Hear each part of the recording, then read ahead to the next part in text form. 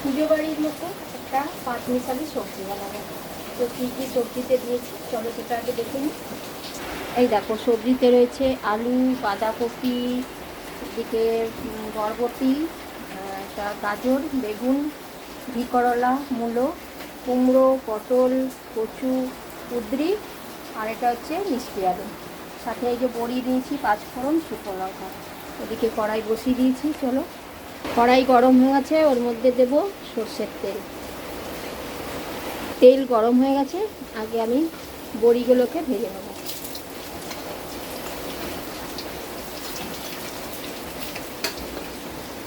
বড়ি ভাজা হয়ে গেছে, এবার বেগুনটাও ভেজে তুলে রাখবো। এই দিয়ে দিলাম বেগুনগুলো।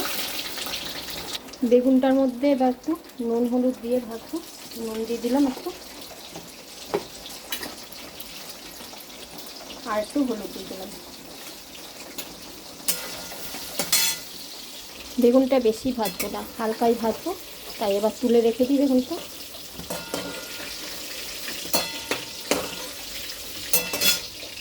এবার ওই তেলের মধ্যেই দেবো এই পাঁচফোড়ন, শুকনো লঙ্কা ফোড়নে, আর দেবো কাঁচা লঙ্কা চিড়ে রেখেছি, এটাও দিয়ে দেবো। এইবারে সব সবজি দেবো। প্রথমে আলুটা দেবো। আলুটাতে একটু নুন হলুদ দিয়ে দিচ্ছি, ভাজার সময় একটুখানি দিই। নুন দিয়ে দিলাম আর একটু হলুদ দিয়ে দিলাম।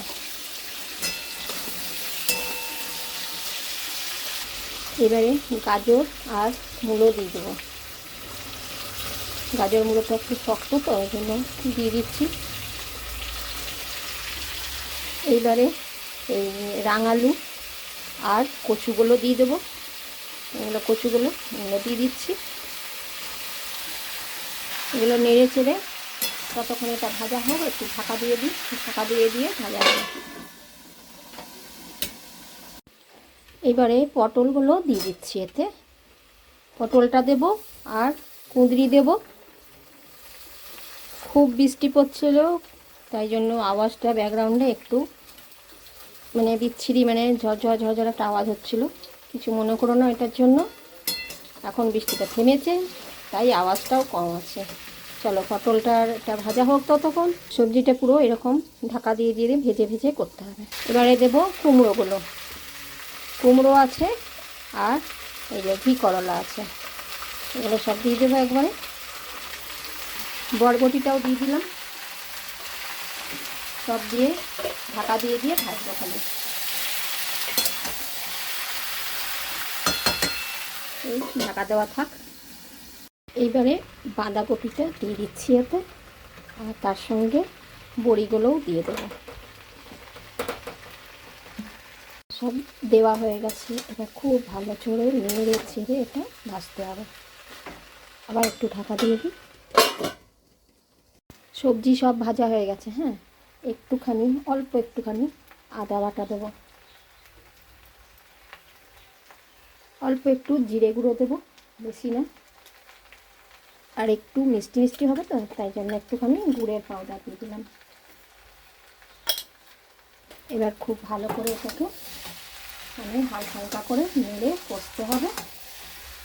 ঢাকা দিয়ে দিয়ে পুরো তরকারিটা হবে। এইবারে ভেজে রাখা বেগুনটাও দিয়ে দিচ্ছি। ভালো করে একটু নেড়ে চেড়ে নিই। হয়ে গেছে আমার তরকারি। একটুখানি উপর থেকে ঘি দিয়ে দিচ্ছি। ব্যাস, এবার তবে নামিয়ে নেব।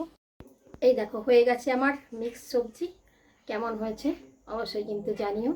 আর যদি ভালো লাগে লাইক কমেন্ট শেয়ার করে দিও। এই সবজিটা তুমি ডাল ভাতের সঙ্গেও খেতে পারবে, খিচুড়ির সঙ্গেও ভালো লাগবে। ঠিক আছে, কেমন লাগলো অবশ্যই জানিও কমেন্টে।